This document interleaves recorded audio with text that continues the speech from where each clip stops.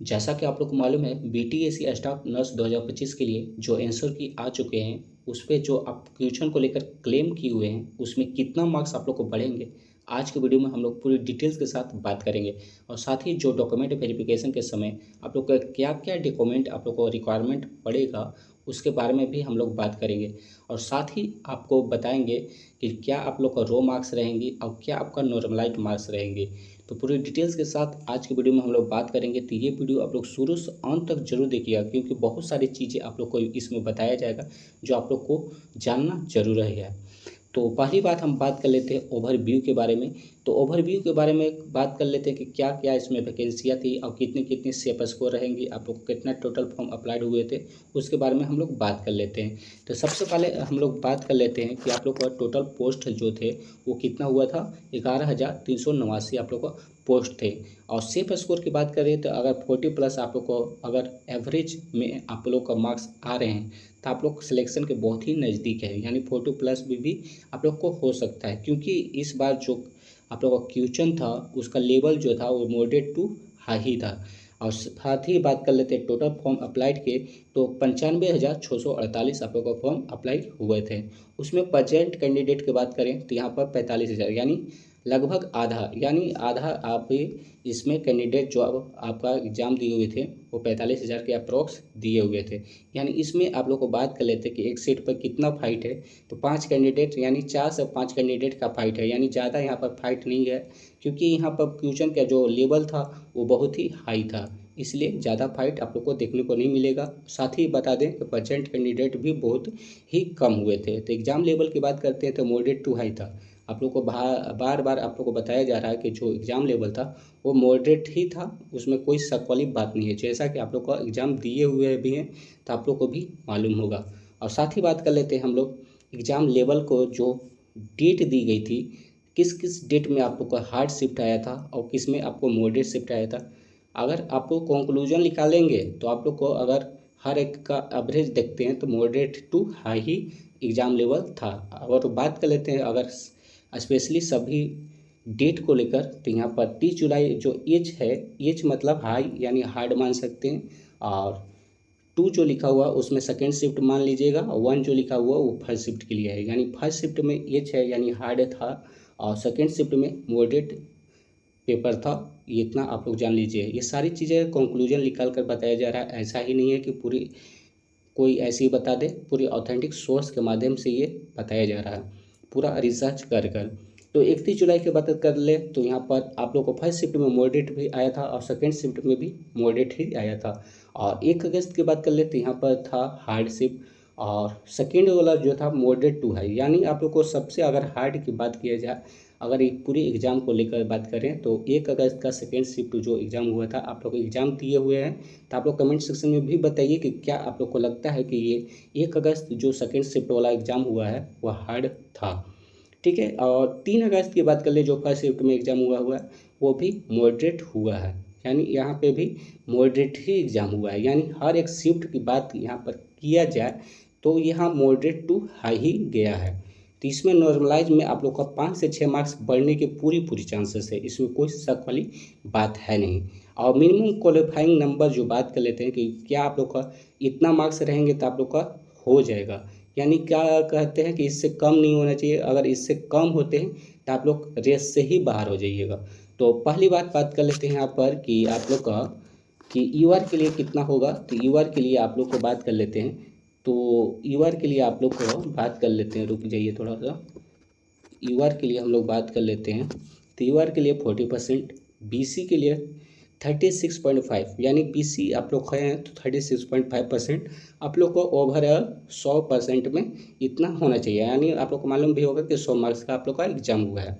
और ईबीसी के लिए आप लोग को मालूम है कि 34%, और पीडब्ल्यूडी एससी एसटी के लिए 32% आप लोग को लाना मैंडेटरी है, इतना आप लोग को ज़रूरी है। साथ ही आप लोग एक्सपेक्टेड कटअप की बात कर लेते हैं। तो एक्सपेक्टेड कटअप आप लोग को क्या रहने वाली है, ये पूरी ऑथेंटिक सोर्स के माध्यम से बहुत सारी कंक्लूजन लिखा गया, बहुत यहाँ पर रिसर्च करके आप लोग को ये डाटा दिखाया जा रहा है।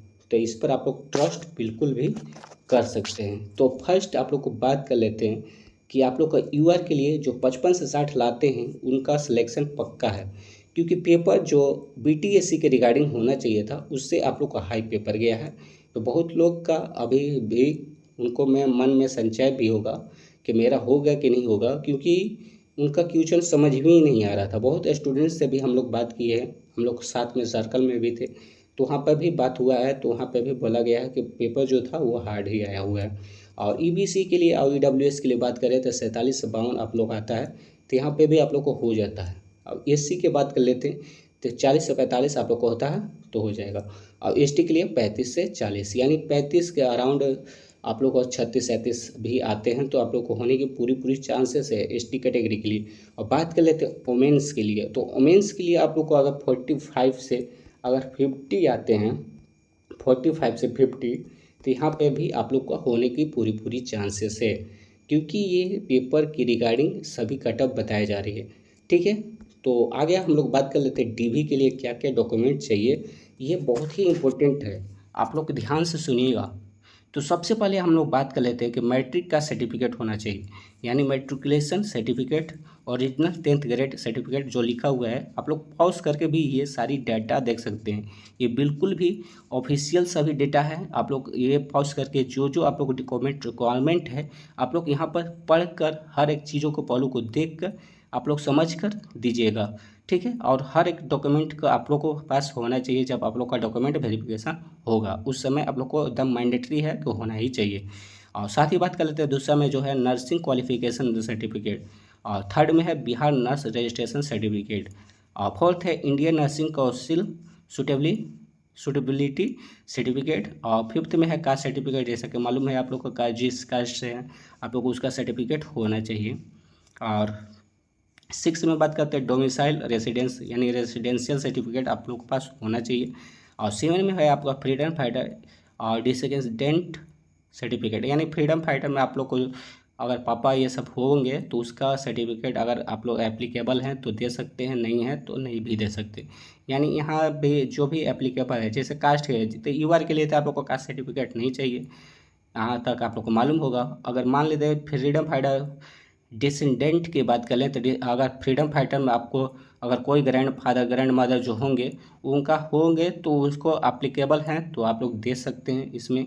ठीक है, और साथ ही बात करते हैं 8 में तो डिसेबिलिटी सर्टिफिकेट, यानी आप लोग को कोई भी अगर डिसेबिलिटी है, आंख से नहीं सुनाई देता है, जो पैरालाइज है, ये सारी डिसेबिलिटी होती है, उसमें आप लोग अगर हैं तो उन पर आपको आरक्षण जो मिलता है वो सर्टिफिकेट आप लोग रख सकते हैं। और 9 में बात करते हैं वर्क एक्सपीरियंस सर्टिफिकेट, ये भी एप्लीकेबल है। अगर आप लोग को वर्क एक्सपीरियंस है, आप लोग जो नर्स के लिए एक्सपीरियंस जो वर्क के लिए है वो आप लोग के पास अगर है सर्टिफिकेट तो वो भी आप लोग रखिएगा, उसका भी ज़रूरत पड़ेगा। ये इतना डॉक्यूमेंट जो बताया जा रहा है ये हर एक डॉक्यूमेंट आप लोग को इम्पोर्टेंट है जो आप लोग को ऑफिशियल नोटिस में दिया गया है। ठीक है, तो आप लोग साथ ही ये पूरी डेटा पढ़ भी लीजिएगा अपने से भी, क्योंकि ये ज़रूरी है। और नेक्स्ट बात कर लेते हैं बीटीएससी स्टाफ नर्स के लिए जो माय ओपिनियन है ये क्या है।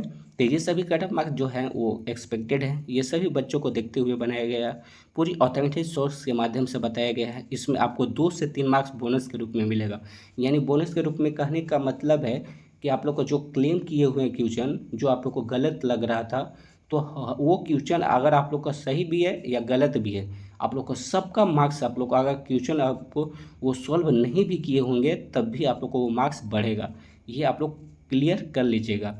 और साथ ही बात कर लेते हैं कि आपका रिजल्ट डेट क्या होगा।